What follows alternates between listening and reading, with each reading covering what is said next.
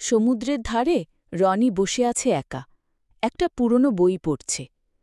রনি ভাবুক কণ্ঠে বলল, যদি সত্যি একটা মৎস্যকন্যা থাকত তাহলে প্রেম হতো।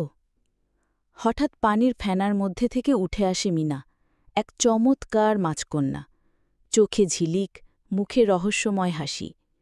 মিনা বলল, তুমি যে প্রতিদিন আমার গল্প পড়ো, আমি শুনতে পাই।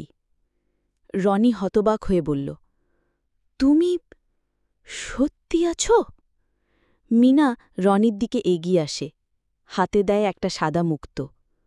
মিনা নরম কণ্ঠে বলল, যদি ভালোবাসো, ফিরে আসব প্রতিটি জোয়ারে। রনি মুক্তোটা হাতে নিয়ে চেয়ে থাকে সমুদ্রে। ভালোবাসা যদি সত্যি হয় তাহলে জলের তলায় উত্তর মেলে। তাই এই ভালোবাসার গল্প যদি তোমার ভালো লেগে থাকে তাহলে লাইক, কমেন্ট আর সাবস্ক্রাইব করো। যদি তোমারও প্রেমে ডুব দিতে ইচ্ছা করে